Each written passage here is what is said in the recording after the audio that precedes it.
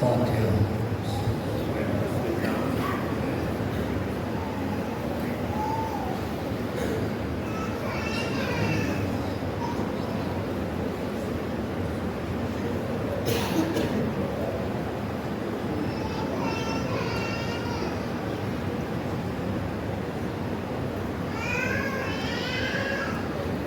أعوذ بالله من الشيطان الرجيم. بسم الله الرحمن الرحيم. الحمد لله رب العالمين بارئ الخلائق أجمعين فاطر السماوات والأرضين باعث الأنبياء والمرسلين ثم الصلاة والسلام والتحية والإكرام على سيدنا ومولانا أبي القاسم المصطفى محمد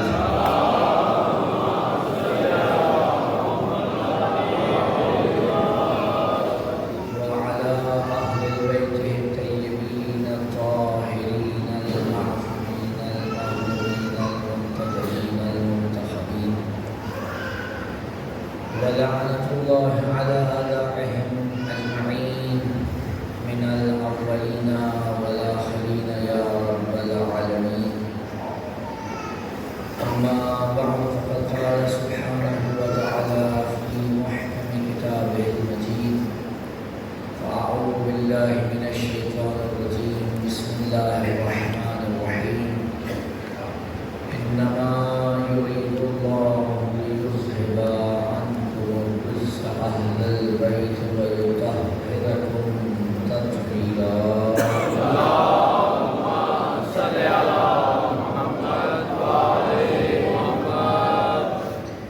اپنے حالات کی قبولیت کے لیے امام وقت کے ظہور میں تعجیل کے لیے جہاں نہیں مومنین و مومنات آباد ہیں ان کی عزت مال جان آبرو کی حفاظت کے لیے جس کسی نے بھی دعا کی التماس کی ہے ان کی حاجات کی قبولیت کے لیے جو اس دنیا سے گزر گئے بالخصوص ہمارے عزیز دوست مولانا سید سفیر شرازی کی بلند درجات کے لیے بآواز بلند صلوات نازل.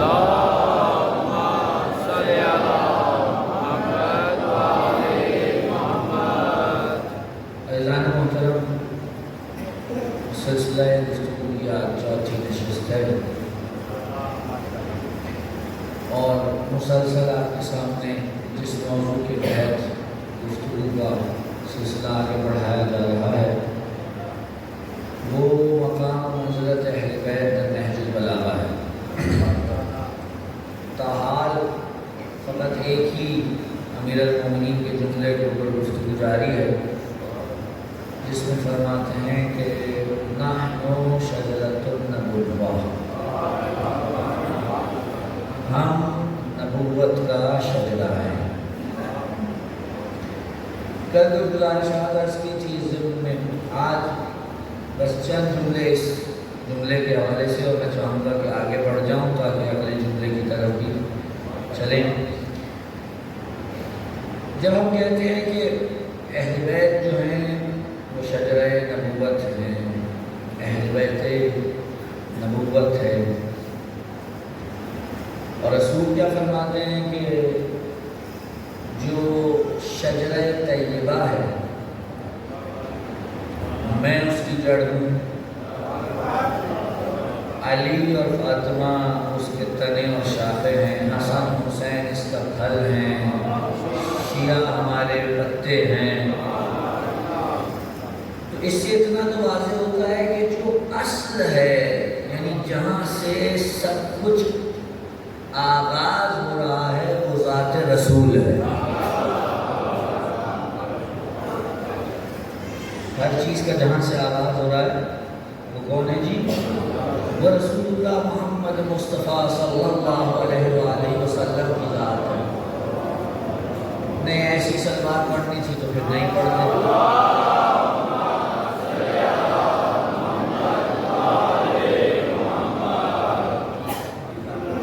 اصل جو ہے وہ رسول ہے اور ہم واضح طور پہ دنیا کو بتا دینا چاہتے ہیں کہ ہم رسول رسول اللہ سے بڑھ کر اور رسول اللہ سے بہتر کسی کو نہیں سمجھتے، اور ہم تمام عالم اسلام کو بھی یہ پیغام دینا چاہتے ہیں کہ حضور باقی کسی بھی شخصیت پہ بات بعد میں کیجیے گا، پہلے رسول پہ ہونی چاہیے۔ دیکھیے، چاہے اولاد رسول ہو، چاہے اصحاب رسول ہو، ان سب کی بات اور ان سب کا مرتبہ تو تب ہے جب رسول کا مرتبہ طے ہو جائے، وجہ ہے یا نہیں ہے؟ تو پہلے رسول ہے، اور رسول وہ مقام رکھتے ہیں اس عالم میں جو کسی کو حاصل نہیں ہے۔ میں اور آپ کیا ہیں؟ جب علی جیسا فخر سے کہے کہ انا عبد من عبید محمد، میں محمد کے غلاموں میں سے ایک غلام ہوں۔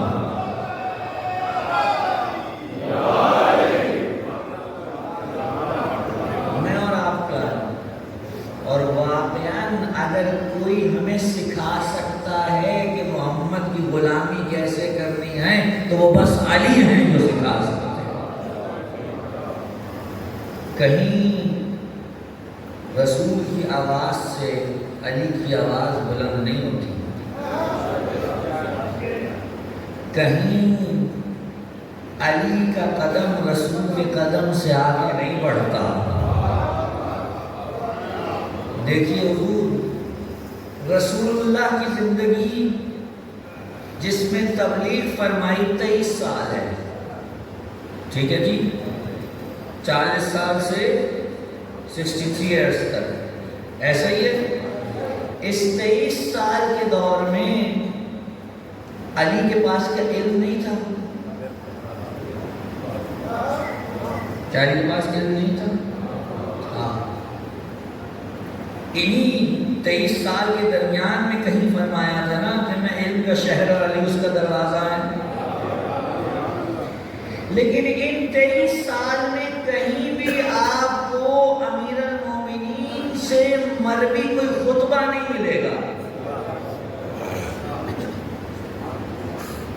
کہ رسول بیٹھے ہو اور علی اٹھ کے کہیں میں خطبہ دیتا ہوں، نہیں ملے گا۔ یہ ہیں وہ آداب جو بارگاہ رسالت کے ہمیں علی سکھا رہے ہیں۔ ایک موقع فقط ایسا ہے کہ جہاں رسول تھے اور رسول کے ہوتے ہوئے علی نے خطبہ دیا ہے، وہ بھی رسول کے کہنے پر، یعنی رسول کے حکم کی تعمیر میں وہ خطبہ دیا ہے، اور وہ مقام ہے غدیر خم کا۔ توجہ فرما رہے ہیں؟ اب کیونکہ میرا موضوع نہیں ہے، نہیں تو میں کچھ عرض کرتا ہے اس پر بھی۔ جب غدیر میں رسول خطبہ دے چکے تو اس کے بعد کا علی اب تم خطبہ دو، تاکہ دنیا کو بتا دیں کہ آج تک جیسے مجھ سے خطبہ سنتے رہے ہو، اگر میں نہ ہوں تو میرے داد علی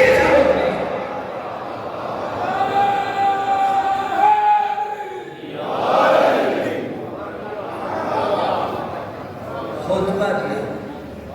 یہ آداب سکھا رہے ہیں ہمیں کون؟ میرے مولا علی۔ اصل کون ہے جناب؟ رسول اللہ۔ اب مجھے آپ کے سامنے ایک بات رکھنی ہے تاکہ واضح ہو جائے کہ یہ شجرہ نبوت کس طرح سے لوگوں کو فیضیاب کرتا ہے، کیسے فیضیاب کرتا ہے۔ دیکھیے، آپ نے زیارت جامعہ یا زیارت آل یاسین کا تو یقیناً اس کی قرأت کی ہوگی،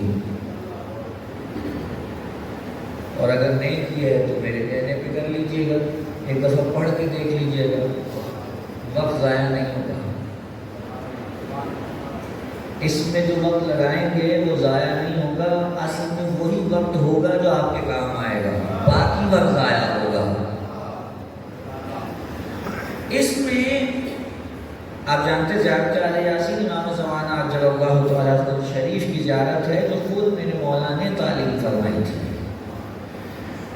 ایک شخص نے توفی میں امام کیا ہے۔ آپ جانتے ہیں کہ جب نواب اربع کا دور تھا، غیبت صغریٰ کا دور تھا، تو 4 نوابین رہے ایک کے بعد ایک۔ غیبت صغریٰ میں یہ سہولت حاصل تھی کہ لوگ اپنے خطوط لکھ کر نواب اربع کو دیتے تھے، وہ جا کر امام کو دیتے تھے، امام وہاں سے جواب دیتے تھے، اور یہ نوابین ان جوابوں کو لا کر انہیں دیتے تھے جنہوں نے سوال کیا۔ انہی خطوط میں سے ایک مومن نے لکھا کہ آقا بڑا پریشان ہوں، مشکلات میں گرفتار ہوں، مجھ پہ لطف کی نگاہ فرمائیے۔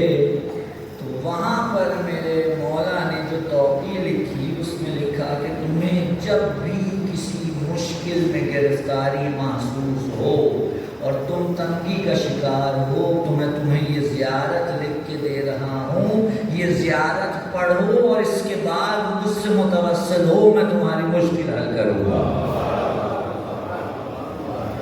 یہ ہے زیارت آل یاسین۔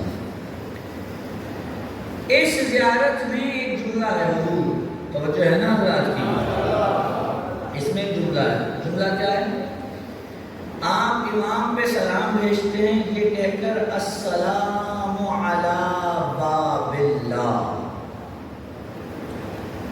سلام ہو اللہ کے دروازے پر۔ اور زیارت جامع کبیرہ کے اندر ائمہ علیہ السلام کو کہا گیا ہے کہ وہ کون ہیں؟ ابواب اللہ، اللہ کے دروازے۔ اب میں آپ سے پوچھوں کہ اللہ کا دروازہ کیا ہوتا ہے بھائی؟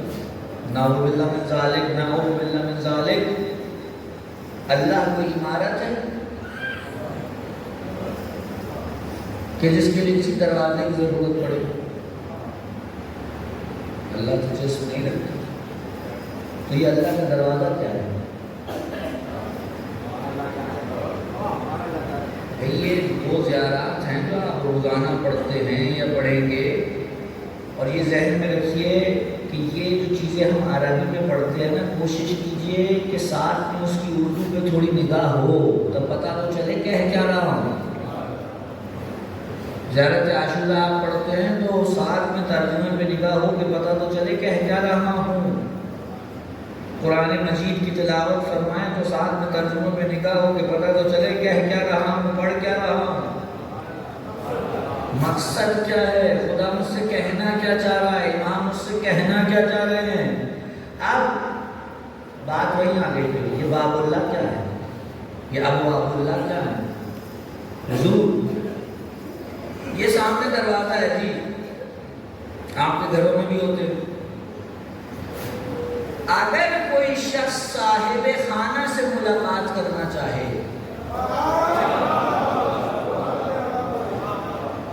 تو اس کے پاس اور کوئی راستہ نہیں ہے سوائے اس کے کہ دروازے پہ آئے، اور اگر وہ صاحب خانہ سے کچھ طلب کرنا چاہتا ہے تو پورے گھر میں جس مقام سے عطا کیا جائے گا وہ بھی دروازہ ہے، دروازے کے علاوہ کسی دوسرے مقام سے سائل کو عطا نہیں کیا جا سکتا۔ جب کہتے ہیں امام باب اللہ ہیں، اس کا مطلب یہ ہے اگر کسی نے خدا تک جانا ہے تو جہاں پہنچنا ہے وہ امام ہے، اگر خدا کسی کو کچھ دے گا تو جو دروازہ ہے وہ بھی امام ہے۔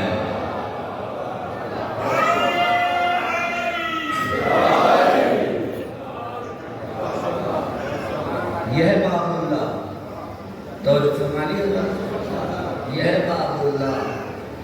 اللہ دیتا سب کو اللہ ہے، حضور دیتا سب کو اللہ ہے۔ ہم نے تو کبھی نہیں کہا کہ نعوذ باللہ علی کے پاس جو کچھ ہے علی کا اپنا ہے، نہیں کہا۔ ہمارا عقیدہ بڑا صاف ستھرا ہے، ہم کہتے ہیں علی کے پاس جو کچھ ہے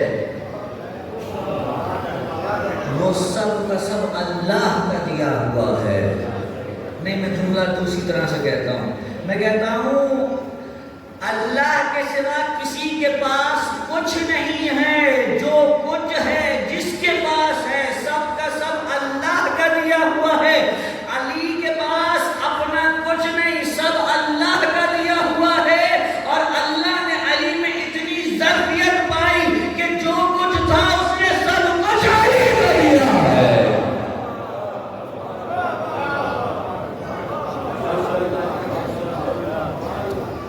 یہ ایسے ہی نہیں کہہ دیا میں نے۔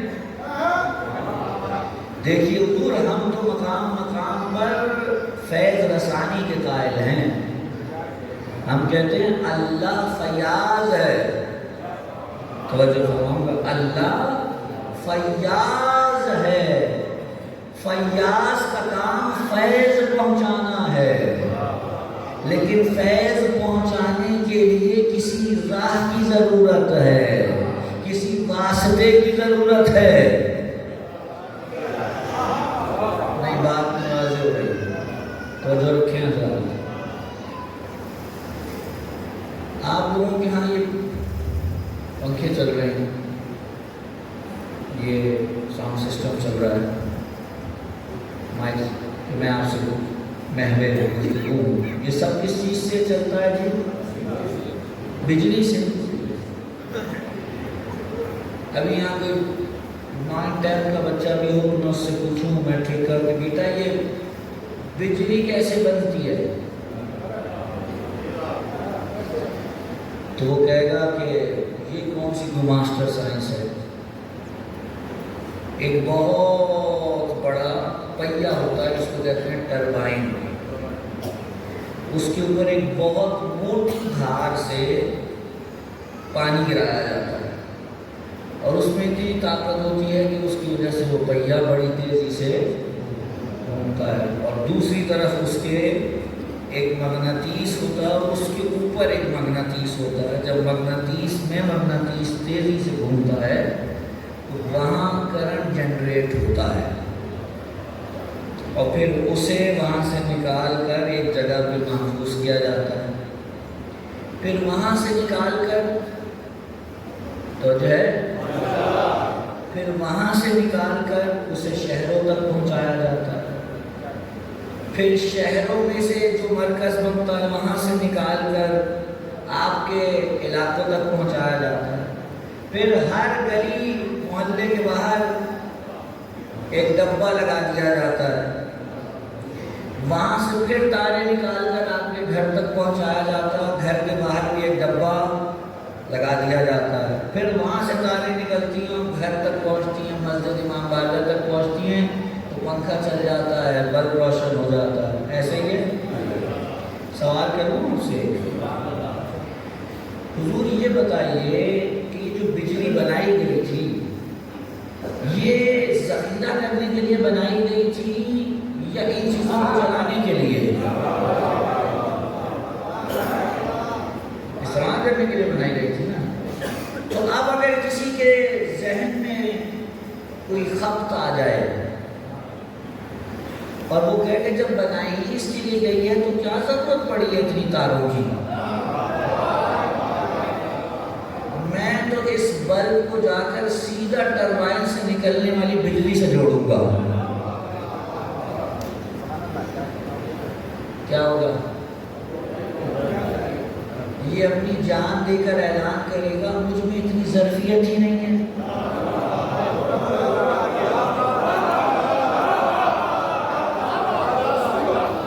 مجھ میں اتنی ظرفیت نہیں ہے کہ میں براہ راست اس منبع فیض سے متصل ہو سکوں۔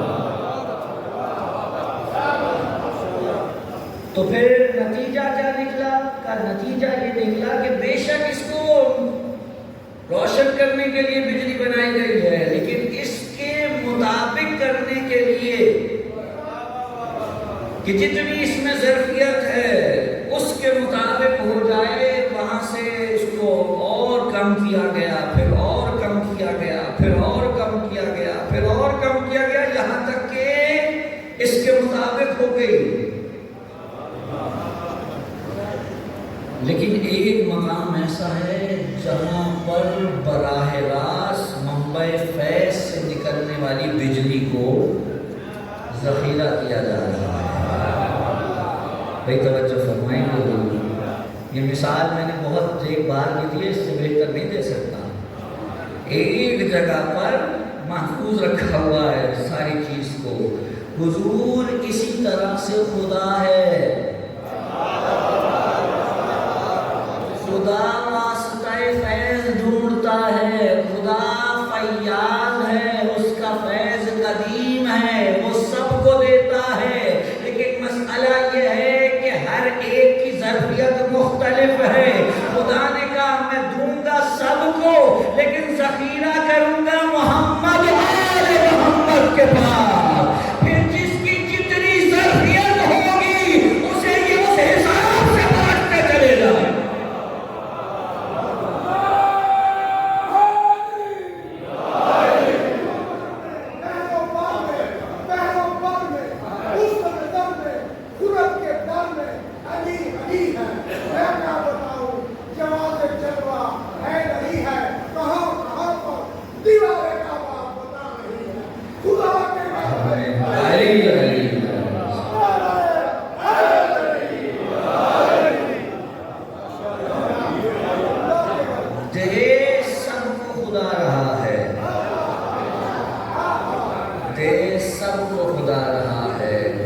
لیکن جس ہاتھ سے دے رہا ہے وہ ہاتھ محمد آل محمد کا۔ بات واضح ہو گئی؟ اب جو احسان فراموش نہیں ہوگا اس پہ لازم ہے کہ جو دے رہا ہے اس کا بھی شکر ادا کرے، اور جس ہاتھ سے دلوا رہا ہے اس کا بھی شکر ادا کرے۔ سلام پڑھے محمد آل محمد۔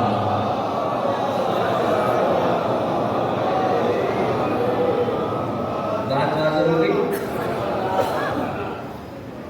یہ ہے وہ شجرہ جو آپ کو مستفید کر رہا ہے، فیضیاب کر رہا ہے۔ بلا وجہ میں لوگ آ کے ہم سے کہتے ہیں جناب نعوذ باللہ من ذالک، شیعوں کو بلا وجہ میں شرک کرنے کا شوق ہے۔ جتنی توحید ہماری مضبوط ہے کسی کی نہیں ہو سکتی۔ کوئی ایسا شخص آ کر ہمیں توحید میں درس دے کہ جس کا خدا جسم رکھتا ہو،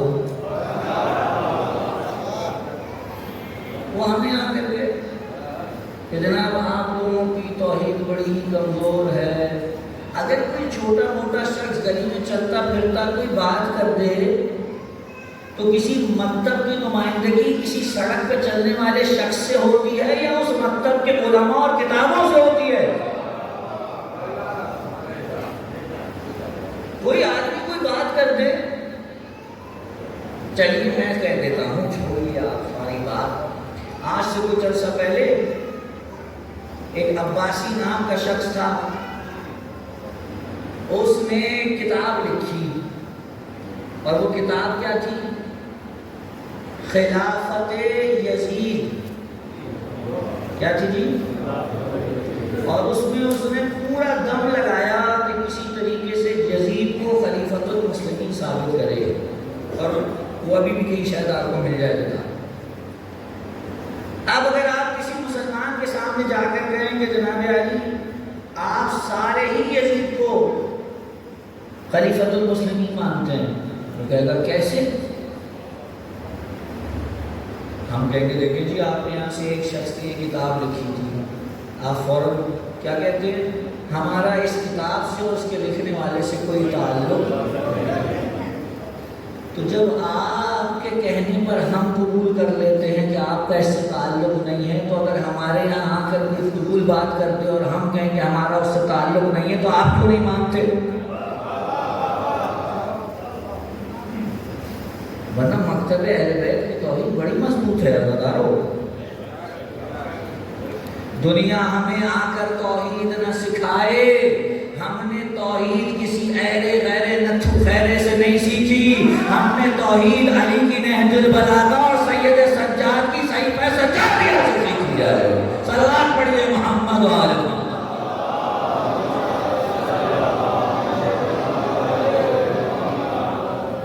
یہ ہیں ہماری توحید کے منابع. سب کو اللہ دیتا ہے، علی کو بھی اللہ دیتا ہے، مجھے بھی اللہ دے رہا ہے، لیکن فرق ہے علی کو دینے میں اور مجھے دینے میں. جب مجھ جیسے کمزرف کو کوئی چیز اللہ دیتا ہے، میں اس کم تر چیز کو بھی سمیٹ کے بیٹھ جاتا ہوں. لیکن جب علی کو دیتا ہے تو علی کو جو ملتا ہے علی کو تقسیم کر دیتا ہے. یہ جو فیض بٹ رہا ہے نا، یہ آپ فقط یہ نہ سمجھیں یہ 2-4 چیزوں میں ہے. پوری کائنات جو خدا کی مخلوق ہے،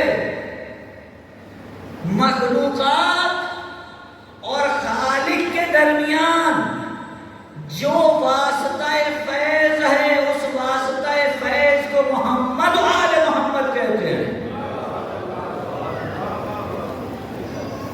کسی فرشتے کو بھی کچھ نہیں ملتا بغیر ان کے، کسی نبی کو بھی کچھ نہیں ملتا بغیر ان کے. یہ درمیان میں، ہمیشہ یہ درمیان میں. اب کوئی آ کر کہے کہ جناب جو انبیاء پہلے گزر گئے تھے ان کا کیا ہوگا؟ ہم نے کب ائمہ کے جسم کی بات کی ہے؟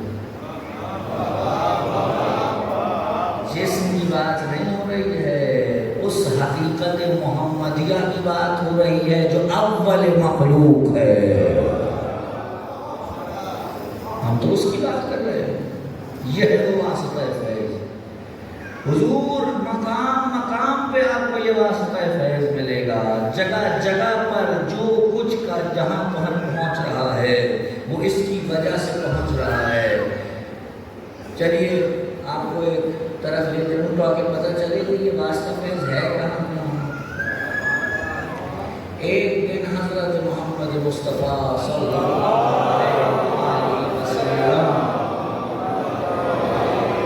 اپنے بھائی علی کے ساتھ ایک نخلستان میں پہنچے. قیام فرمایا، اتنے میں ایک شہد کی مکھی اڑتی ہوئی آئی اور آ کر رسول کے سر کا طواف کرنے لگی اور رسول سے اپنی زبان میں کہا، یا رسول اللہ آپ پہ میرا سلام ہو. اب این ممکن ہے کہ کوئی کہے کہ یہ رسول نے اس سے بات چیت کیسے کر لی؟ بھائی جو چیز قرآن میں آئی ہے اس پہ تو کسی کو شک نہیں ہے نا. ایسا ہے اگر حضرت سلیمان چیونٹی سے بات کر سکتے ہیں تو فخر سلیمان مکھی سے بات کیوں نہیں کر سکتا؟ یہ تو قرآن میں آیا ہے نا، اس کا تو کوئی انکار نہیں کرے گا. حضرت رسول کے سر کا طواف کرنے لگی. آگے کہا، یا رسول اللہ آپ کو میرا سلام ہو، یہیں نزدیک میں نے کچھ شہد بنایا ہے، میں چاہتی ہوں آپ کی خدمت میں ہدیۃً پیش کروں. امیر المومنین سے فرمائیے کہ زحمت فرمائیں میرے ساتھ چلیں اور جا کر وہ شہد لے آئیں تاکہ آپ اسے نوش فرمائیں. علی گئے، جا کر شہد لائے، شہد رسول کی خدمت میں پیش کیا. رسول نے خود بھی تناول فرمایا، علی کو بھی دیا. جب شہد کھا چکے تو اس کے بعد شہد کی مکھی سے ایک سوال کیا، کہا یہ بتا تیرا شہد میٹھا کیسے ہوتا ہے؟ تیرا شہد میٹھا کیسے ہوتا ہے؟ اب کوئی ہو سکتا ہے کہ کہے بھئی کہ رسول کو نہیں پتا تھا. بھئی پتا تھا. کئی دفعہ سوال اس لیے ہوتا ہے کہ بہت سے جاہلوں کو عالم بنا دیا جائے. کہ یہ بتائیے، یہ بتا کہ تیرا شہد میٹھا کیسے ہوتا ہے؟ اس نے کہا، یا رسول اللہ یہ مٹھاس میری وجہ سے نہیں آپ کی وجہ سے ہے. کہ وہ کیسے؟ کہا خدا ہمیں حکم دیتا ہے کہ جب بھی تم جاؤ اور جا کر پھولوں سے رس نکالو اور اس رس کو اپنے سینے میں محفوظ کرو، اور جب یہ محفوظ ہو جائے تو اپنے چھتوں میں جا کے اڈے لو. تو جب تم رس لو اس وقت 3 مرتبہ، اور جب اپنے چھتے میں جا کے ڈالو اس وقت 3 مرتبہ محمد اور ان کی آل پر درود بھیجا کرو. جہاں ہم درود بھیجتے ہیں شہد میٹھا ہو جاتا.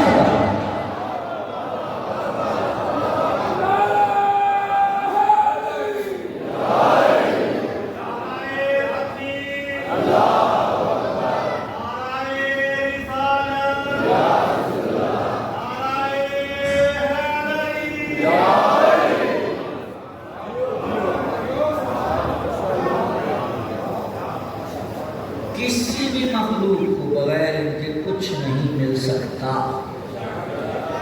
دل خدا رہا ہے. یہ ہے وہ واسطہ فیض کہ جہاں جہاں جو ہے. اب کئی ایسے ملیں گے آپ کو کھائیں گے ان کا لیکن دھن کسی اور کے گائیں گے. بہت سے ملیں گے لیکن یہ وفاداری کی علامت نہیں ہے. وفادار تو وہ ہوتا ہے جس کا کھائے اسی کے دھن گائے. اور خدا کا شکر ہے کہ اس نے ہمیں نہ صرف یہ کہ ان کے در پہ رکھا بلکہ ان افراد میں شمار کیا جو ان کے دھن گانے والے ہیں. ہم شجرہ نبوت. اگلا جملہ کیا ہے جی؟ توجہ ہے نا حضرات کی؟ اگلا جملہ یہ ہے وَمَحَطُّ الرِّسَالَةِ. رسالت کے اترنے کا مقام ہے. رسالت کے اترنے کا مقام ہے. اب اس کی تشریح میں تو اگر وقت لگایا جائے تو بہت کچھ کہا جا سکتا ہے. میں آج جتنا ہو سکا ہوا کل سے میں نئے جملے کا آغاز کروں گا. 4 محرم ہو گئی, مجھے آگے بڑھنا ہے. کم از کم ایک خطبے کے اندر جو اندراجات ہیں وہ تو آپ کے سامنے پیش کر پاؤں. محط الرسالہ, رسالت کے اترنے کا مقام ہے. اب کوئی کہہ جناب علی نعوذ باللہ کیا آپ اہل بیت کو رسول سمجھتے ہیں؟ نہیں. قرآن میں تو خدا حضرت جبرائیل کو بھی رسول کہتا ہے. پیغام پہنچانے والا تو وہ بھی تو رسول کہتا ہے. تو کیا رسول کہنے سے وہ رسول ہو گئے جو میری اور آپ کی زبان میں کہلاتا ہے؟ دیکھیے, ایک ہوتا ہے لفظ کا مفہوم لغوی, ایک ہوتا ہے اصطلاحی. مسلمانوں کی اصطلاحی زبان میں رسول کا اور معنی ہے, اور اسی طرح سے جو لغوی معنی ہے اس میں رسول کے اور معنی ہیں. جب بھی کسی کو کوئی پیغام دے کر بھیجا جائے تو اگر وہ پیغام رسانی کر رہا ہے تو آپ اسے رسول کہہ سکتے ہیں. لیکن جب آپ کہیں کہ کوئی شخص اللہ کا پیغام لے کر آ رہا ہے اور وہ پیغام وحی کے ذریعے سے پہنچ رہا ہے تو یہاں ہم کہتے ہیں کہ یہ وہ رسول ہے. وجہ کہ نہیں ہے. لغوی معنی میں اصطلاحی معنی میں فرق ہے. جب ہم کہہ رہے ہیں اہل بیت رسالت کے اترنے کا مقام ہے تو کیا معنی ہوئے؟ دیکھیے, خدا کا پیغام رسول کے رخ تو نہیں گیا نا, پھر پیغام تو پہنچانا ہے آگے. رسول تک جو پیغام آیا وہ آگے منتقل جن کے ذریعے سے ہوگا وہ اہل بیت نبوت ہے. سب سے بڑا مسئلہ یہ ہے. اب توجہ چاہوں گا, میری توجہ رہے. یہ جو ہم کہتے ہیں نا حضور کہ بعد رسول امام کی ضرورت ہے کہ نہیں ہے؟ آپ میں سے کسی کو اختلاف تو نہیں ہے اس سے کہ ہمیں امام کی ضرورت ہے؟ بعد رسول ہمیں امام کی ضرورت ہے. کیوں؟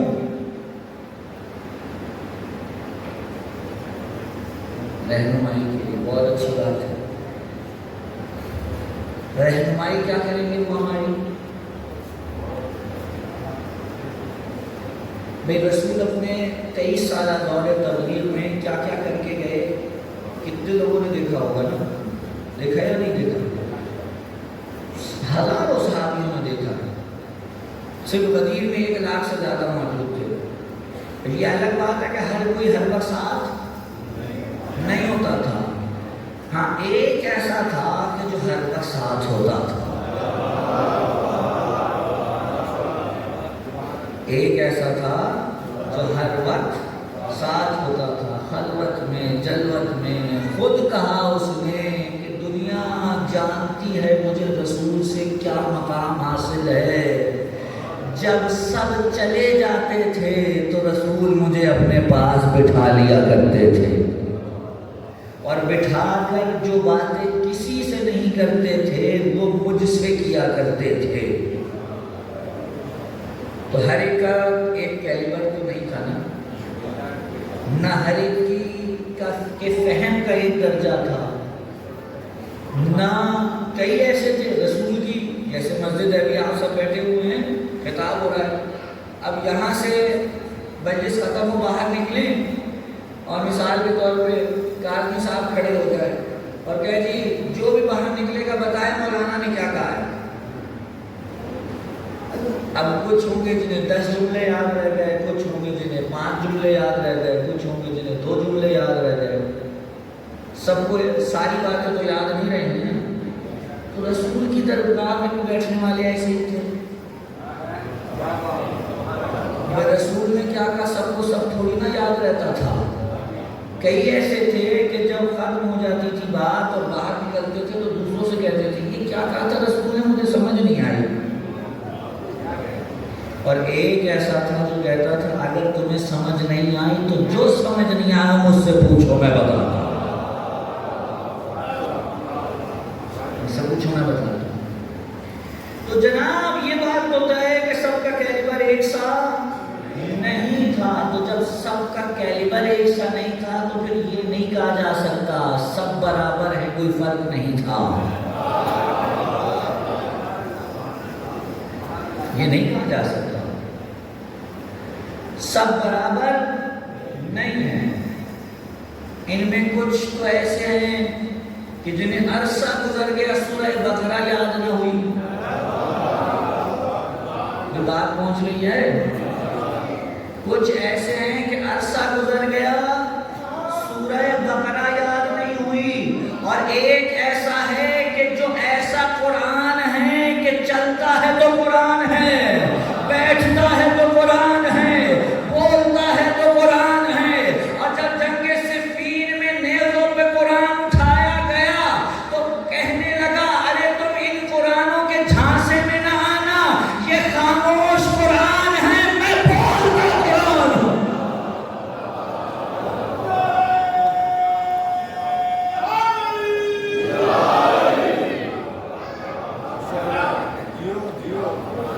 تو سب کا کیلیبر ایک نہیں ہے. بات کہاں سے چلی کہاں آ رہی ہے؟ بات رسول امام کی ضرورت ہے.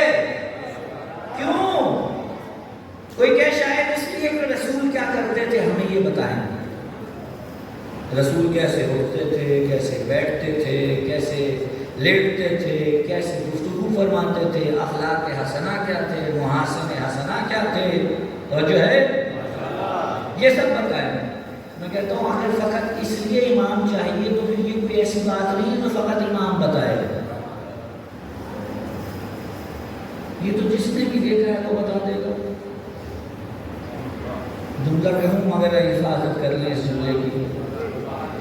بعد رسول امام کی ضرورت فقط اس لیے نہیں ہے کہ وہ ہمیں یہ بتائے کہ رسول کیا کرتے تھے, بلکہ اس لیے ہے کہ بتائے اگر آج رسول ہوتے تو کیا کرتے. نہیں بات نہیں واضح ہو سکتی حضور. امام اس لیے ہے کہ بتائے اگر آج رسول ہوتے تو کیا کرتے. یعنی امام جو کر رہا ہے حقیقت میں آپ کو دکھ ہو رہا ہے, لیکن حقیقت میں وہ جو کر رہا ہے وہی رسول کا عمل ہے. لہذا اگر علی کی تلوار کسی کے مقابل چل رہی ہے, نیام سے علی کی نکلی ہے, دستہ رسول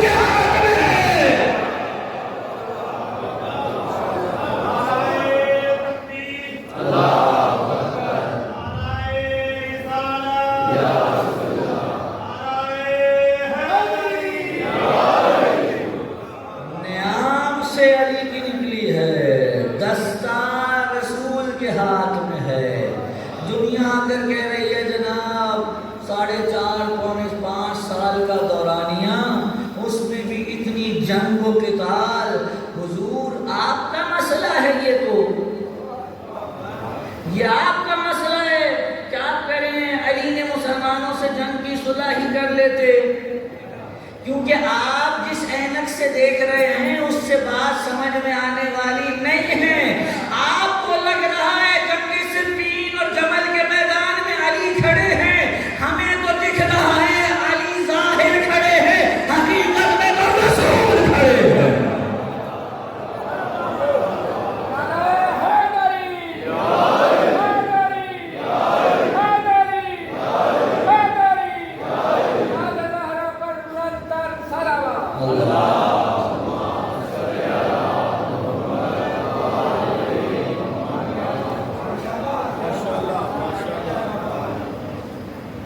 تو جو اس تلوار سے کٹا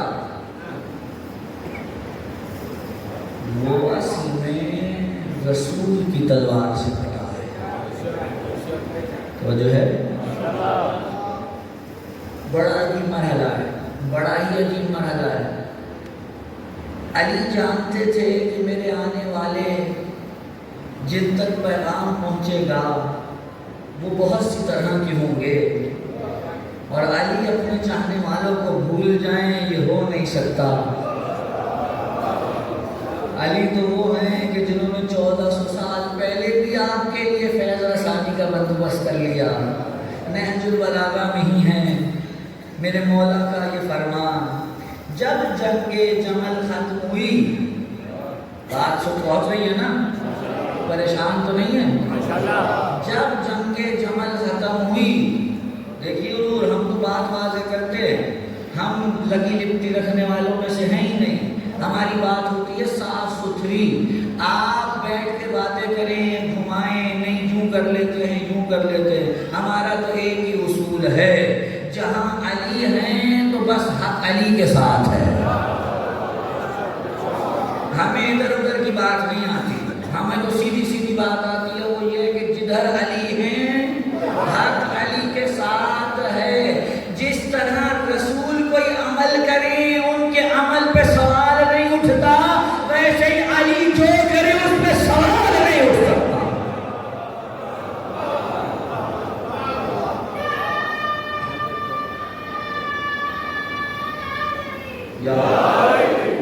سوال نہیں اٹھ سکتا، کیونکہ ہم تو کہتے ہیں علی ہے معصوم. معصوم کا ہر فعل اذن پروردگار سے ہے. توجہ ہے کہ نہیں ہے؟ توجہ ہے نا حضرات کی؟ تو آپ کوئی کہے جناب علی کہ یہ کیا ہو گیا، جنگ جمل علی نے فتح کر لی، ایک دن میں فتح کر لی. مجھے جنگ جمل نہیں پڑھنی ہے، لیکن ایک دن میں علی نے فتح کر لی. اور پھر کہا جو سامنے والے تھے، کہا اپنے کشتے اٹھا کے لے جاؤ، دفنانے ہیں دفنا دو.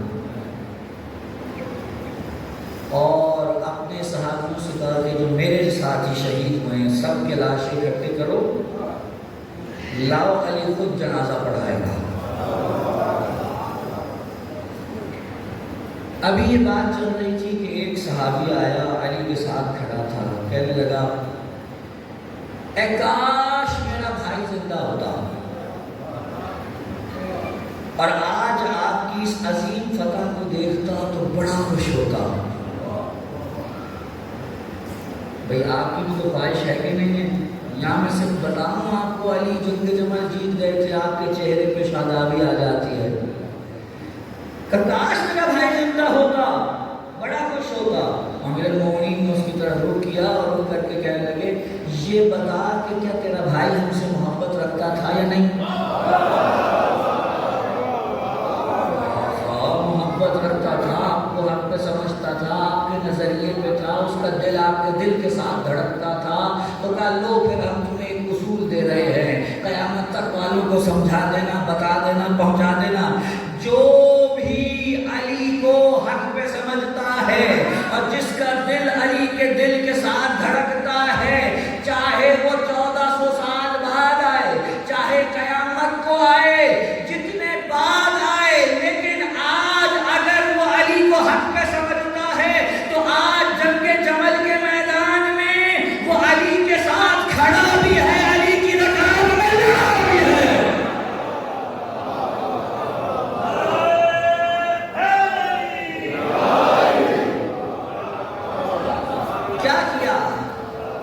تلوار اٹھائی نہیں، کسی کو قتل کیا نہیں، کیا کیا کہ علی نے جو کیا تھا وہ حق تھا۔ علی نے کہا تم میرے ساتھ میری جنگ میں شامل تھے، کیونکہ ہم علی کو حق مانتے ہیں۔ اس حق، اب توجہ چاہ رہا ہوں، اب شاید وہ بات واضح ہو جائے، جب ہم کہتے ہیں نا امام آئیں گے اور آ کر قاتلان اہل بیت سے بدلہ لیں گے، تو دنیا کہتی ہے بھائی وہ تو مر گئے، وہ تو گزر گئے، وہ تو فنار ہوئے، وہ تو خاک ہو گئے، اب کس سے بدلہ لیں گے؟ وہ جو مارنے والے تھے وہ تو مر گئے، لیکن آج تک جو انہیں حق پہ سمجھتے ہیں، جب علی کو حق پہ سمجھنے والے علی کے ساتھ تھے اور ہیں، تو جو انہیں حق پہ سمجھتے تھے وہ آج بھی حسین کے کرتے ہیں۔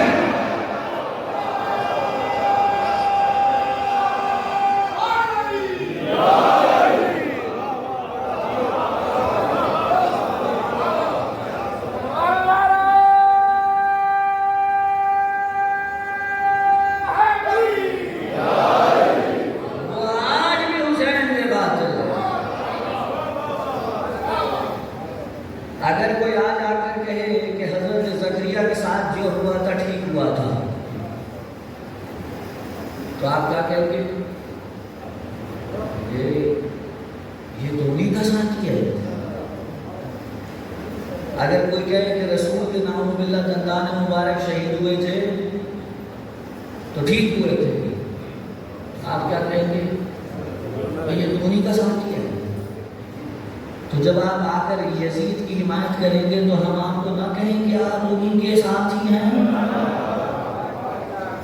اچھا دیکھیے، عجیب ہے حسین، بس گفتگو روک لیا آج میں نے، عجیب ہے حسین، وہ جو آ کر کہتے ہیں نا کہ ہم حسینی ہیں، لیکن یزید کا کوئی قصور نہیں تھا، یزید اچھا بندہ تھا، آپ انہیں فوراً پلٹ کر کہیں اچھا آپ یزیدی ہیں،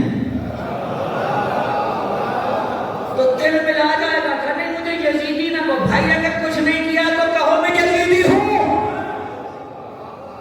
کیوں نہیں کہتا میں یزیدی ہوں؟ حسینیت کا ٹیگ چلانے کو صحیح چل رہے ہیں جناب، یہ نہیں کہیں گے میں یزیدی ہوں۔ حسین نے یزید کو ایسی گالی بنا دیا کہ جو حمایتی بھی ہیں وہ بھی کھل کے نہیں کہہ سکتے۔ میں دیکھ کے آتا ہوں، میں تو یہ دیکھتا رہتا ہوں سوشل میڈیا پہ، آج کل بڑے یزید کے حمایتی ہیں، ایک نے تو آ کر ایسا بیان ڈالا کہ عقل دنگ رہ گئی، کہنے لگا میں نے رات کو خواب میں حضرت یزید کو دیکھا ہے، میں نے رات کو خواب میں حضرت یزید کو دیکھا، بڑی اچھی حالت میں تھے۔ سب سے پہلا سوال تو میرا یہ ہے کہ آپ نے یزید کو ہی خواب میں کیوں دیکھا؟ کسی اور کو کیوں نہیں دیکھا؟ وہ ہمارے یہاں فلسفے میں ایک اصطلاح استعمال ہوتی ہے کہ انسان اسی کی طرف رغبت رکھتا ہے جیسا وہ خود ہوتا ہے۔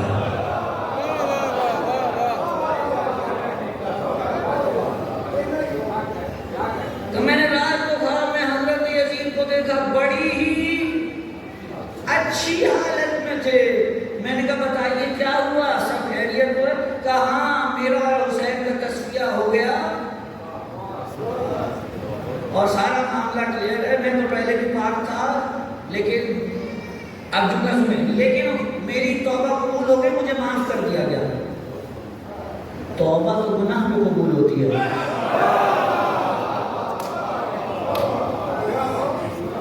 توبہ گناہ میں، آپ کہہ رہے ہیں یزید نے کچھ کیا ہی نہیں تھا، تو توبہ کس چیز کی؟ کس چیز کی توبہ؟ توبہ کس چیز کی؟ حضور دیکھیے، اگر یہ ایڈوکیٹ صاحب بیٹھے ہوئے ان سے پوچھ لیجیے گا قانونی معاملہ، اگر کسی شخص پر الزام لگایا جائے، کوئی شخص، ابھی ہم مجرم نہیں کہہ رہے، ہم کہہ رہے یہ ملزم ہے، الزام ہے اس پر، اگر کسی شخص پر الزام لگایا جائے تو جو ملزم ہو وہ اپنے حق میں آ کر 1000 گواہیاں دے کر میں نے کچھ نہیں کیا قابل قبول نہیں ہے، اسے دوسرا کوئی گواہ لانا پڑے گا۔ یہ عجیب مسلمان ہے جس پر الزام ہے اسی کی گواہیاں قبول کر رہے ہیں۔ اگر آپ کہتے ہیں جرم ثابت نہیں ہوا، الزام تو ہے نا، ہمارے نزدیک تو ثابت ہے، اور ہماری تو عبادتوں کا مرکز ہے یزید اور یزید جیسوں پہ لعنت کرنا۔ نہیں معلوم یہ کون افراد ہے جو کھاتے اہل بیت کا ہیں اور خود یزید کے کرتے ہیں، دنیا کو رغبت دلا رہے ہیں کہ یزید بڑا اچھا انسان تھا۔ دبے لفظوں میں کہہ رہا ہوں، دبے لفظوں میں کہہ رہا ہوں، انہیں یزید سے محبت نہیں ہے، انہیں یزید سے محبت نہیں ہے، لیکن جانتے ہیں اگر یزید کا دفاع نہیں کیا تو بات اوپر تک جائے گی۔ پہنچ رہی ہے بات؟ یہ یزید کا دفاع مجبوری کے ہاتھوں کر رہے ہیں، جانتے ہیں یزید کا دفاع نہیں کیا تو بات کھلے گی اور بات چلے گی، اور پھر ہوگا اچھا اگر یزید برا تھا تو اس برے کو لایا کون تھا، اور پھر جو اس برے کو لایا تھا اس کو کون لایا تھا، اور پھر اس کو کون لایا تھا، تو یہ تو سارے گڑھے مردے باہر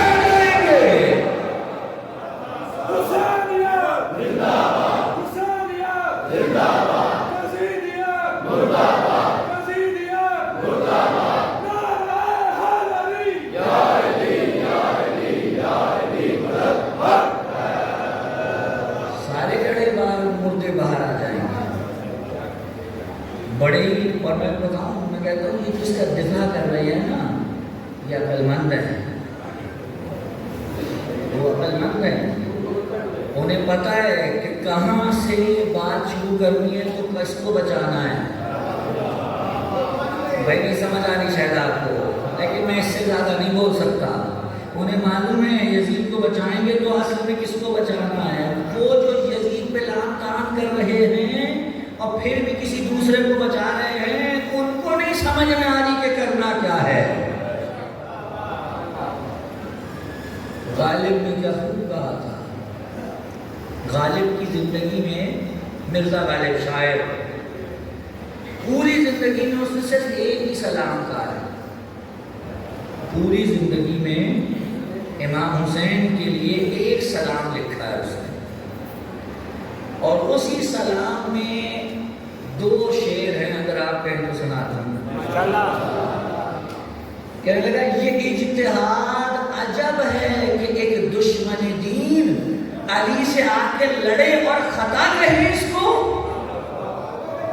یہ بات نہیں پہنچی۔ غالب کا سمجھنا ہر ایک کے بس کی بات تو ہے نہیں، وہ کہہ رہا ہے کہ حضور کوئی شخص علی سے آ کے لڑے اور دنیا کہے کہ جناب اجتہادی خطا تھی، علی سے آ کے لڑنا خطا نہیں ہے، گناہ ہے۔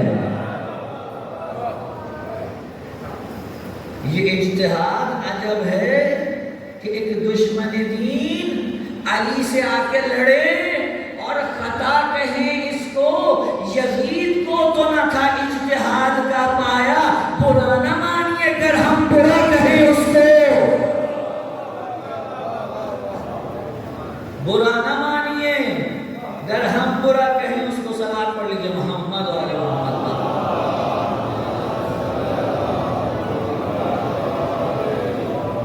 ایک اور صلوات عنایت فرما دیں، بس وقت بہت ہو گیا۔ تو یہ یزید کا جو دفاع کر رہے ہیں نا، انہیں معلوم ہے کہ اگر یزید کا دفاع نہیں کیا تو اصل میں زد میں کون آئے گا، اور اس کو بچانا چاہتے ہیں، لیکن حسین نے ایسا گھیرا کہ تم مرتے مر جاؤ گے، لیکن حسین جو تمہارے ساتھ کر کے جا رہا ہے تمہیں خود سمجھ میں نہیں آئے گا۔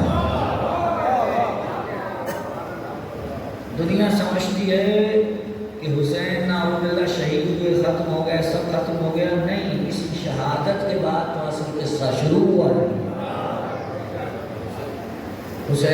قربانیاں دیا زیادہ، بڑی قربانیاں دی، اور حسین کی قربانی سے ہی اسلام کے شجرے کی آبیاری ہوئی ہے۔ بنو امیہ نے تو اسے کاٹ پھینکا تھا۔ حسین نے کہا تمہیں یہ لگتا ہے کہ میرے ہوتے ہوئے میرے نانا کے اسلام پہ حرف آ جائے گا؟ ممکن نہیں، میں جب تک ہوں میرے نانا کا دین باقی ہے، اور آج بھی اگر دین باقی ہے تو یہ حسین ابن علی کی وجہ سے ہے، اگر یہ مسجد باقی ہے تو حسین ابن علی کی وجہ سے ہے، اگر یہ سجدہ باقی ہے تو حسین ابن علی کی وجہ سے ہے۔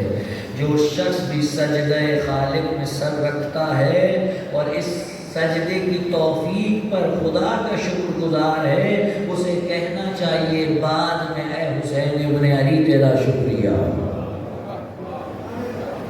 اگر تو نہ ہوتا مجھے کیا پتہ چلتا سجدہ خالق کیا ہے۔ اداروں 4 محرم ہو گئی، مجھے نہیں معلوم آپ کے عزاخانی کی کیا روایت ہے، لیکن 4 کی تاریخ میں ان 2 شہزادوں کا ذکر کرتا ہوں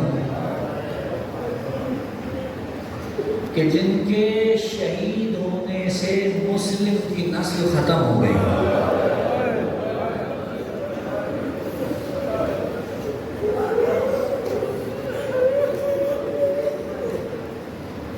4 بیٹے تھے مسلم کے، 2 کربلا میں شہید ہو گئے، 2 کوفے کی نظر ہو گئے، ایک بیٹی عاتقہ نام ہے، کیا نام ہے؟ عاتقہ۔ شام غریبہ جب خیمے جل چکے، لوٹ مار ہو چکی، تو بچے ایسے بکھرے جیسے تسبیح ٹوٹتی اور دانے بکھر جاتے۔ جب آگ بجھ گئی تو زینب نے بچوں کو تلاش کرنا شروع کیا کہ بچے جمع کریں، تو ایک جلے ہوئے خیمے کی راکھ کے نیچے سے عاتقہ کی لاش نکلی۔ جب زینب نے اٹھائی تو دیکھا سینے پر گھوڑوں کے سروں کے نشان تھے۔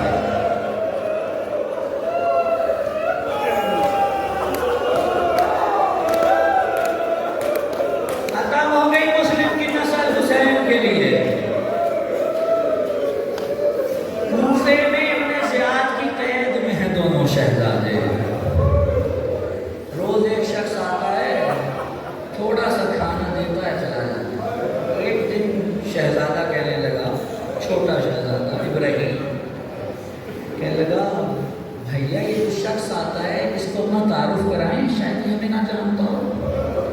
تو بھیا اس کوفے میں کسی سے خیر کی امید کیا رکھتے ہو؟ تری کرا کے دیکھتے ہیں، شاید کچھ ہم پہ رحم کرے۔ تو چلو آ جائے گا تو بات کریں گے۔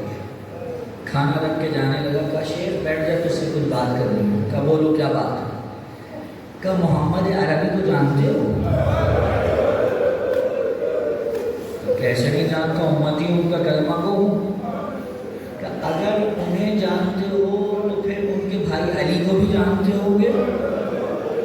دائیں بائیں دیکھا جب کوئی نہیں سن رہا تو آہستہ سے کہا ہاں میرے مولا ہیں، میرے مولا ہیں۔ اگر علی کو جانتے تو پھر تو ان کے بھائی عقیل کو بھی جانتے ہوں گے؟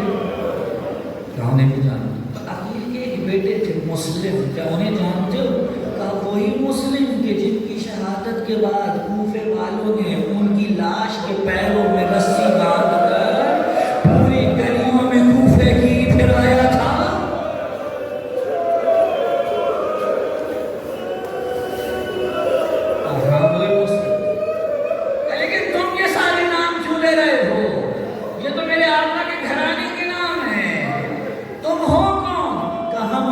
مسلم کے یتیم ہیں۔ قدموں میں گر گئے، تو یہ مجھ سے کیا مطلب ہوا؟ میں کیا منہ دکھاؤں گا رسول اللہ کو؟ میں کیا جواب دوں گا جناب سیدہ کو؟ ہاتھ جوڑ کے کہنا شہزادو معاف کر دو، مجھے نہیں معلوم تھا تم کون ہو، لیکن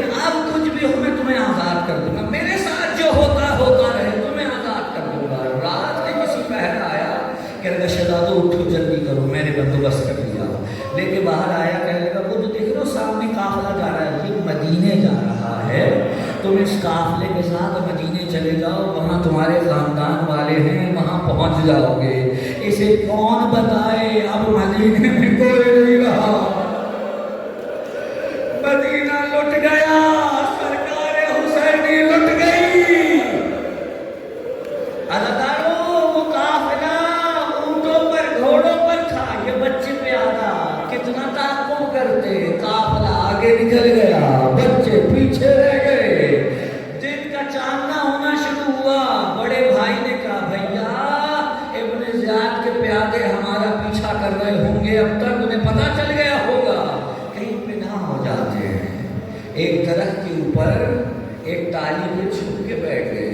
عزاداروں نیچے سے نہر بہ رہی تھی, ایک عورت آئی, اس نے دیکھا چاند سے چہرے دمک رہے ہیں پانی میں. کہا تعارف تو کراؤ, ایسے چہرے میں نے کبھی نہیں دیکھے.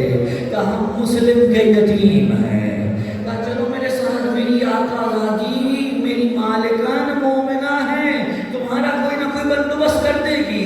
گھر آئی نا مومنہ کے, مومنہ کو پتہ چلا مسلم کے شہزادے,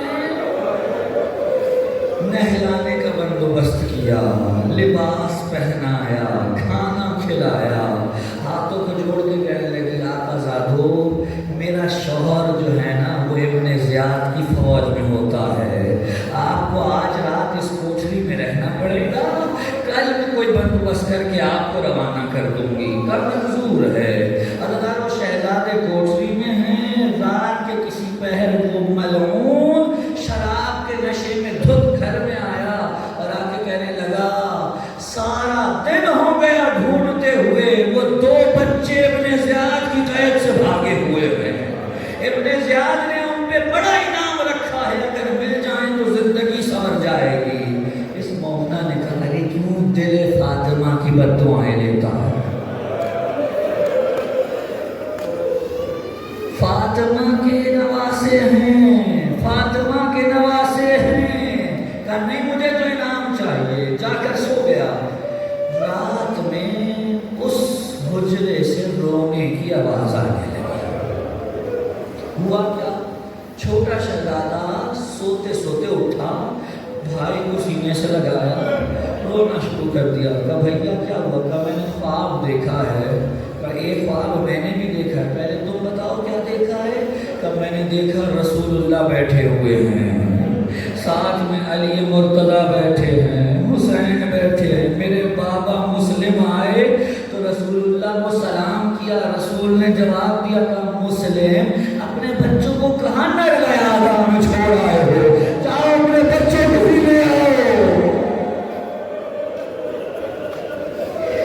بس اتنا سنا شہزادہ رونے, بڑے نے کہا میں نے بھی یہی خواب دیکھا ہے. یہاں آوازیں گریہ بلند ہوئی, وہاں اس ملعون کی آنکھ کھلی. کہا یہ آواز رونے کی کہاں سے آ رہی ہے؟ ہمارے گھر میں تو کوئی بچہ نہیں ہے. کہا پڑوس سے آ رہی ہوگی. کہا نہیں آواز تو یہی کہیں سے آ رہی ہے. ٹٹولتا ٹٹولتا جب حجرے میں پہنچا نا, اندھیرا تھا, ایسے ہاتھ لگا لگا کے دیکھ رہا تھا, ہاتھ سر پہ پڑا. کہا تم کون ہو؟ کہا مسلم کے یتیم. بس عزاداروں بالوں سے پکڑا اور کھینچتا ہوا صحن میں لایا, صحن میں وہاں لا کر باندھ دیا جہاں چاند لگا کے باندھا جاتا.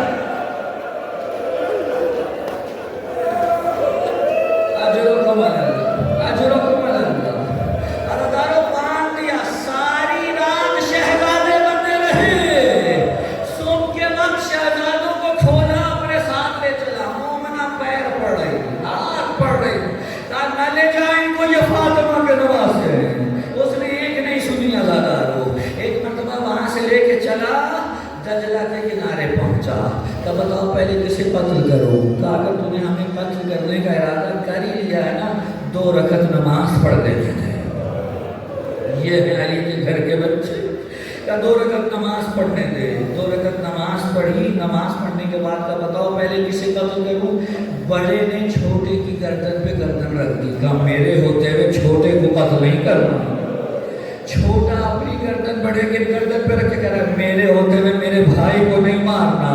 بس ابھی یہ بات چل رہی تھی، اسرائیل نے تلوار اٹھائی اور جو وار کیا تو بڑے شہزادے کی گردن چھوٹے شہزادے کی گود میں آ گئی، اس نے خون اٹھا کے چہرے پہ ملا، کہا یا رسول اللہ آپ کی بارگاہ میں ایسے ہی حاضر ہوں گا۔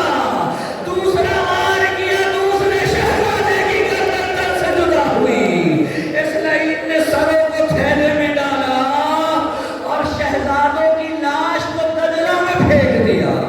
راوی کہتے ہیں، ابھی رکیے گا، راوی کہتے ہیں دونوں شہزادوں کی لاش دریا میں جا کے سطح کے اوپر آئی اور ایک دوسرے کی گردن میں پانی ڈال دی اور الٹا بہنا شروع کر دیا۔ پانی جس طرف جا رہا تھا اس کے الٹی طرف بہنا شروع کر دیا۔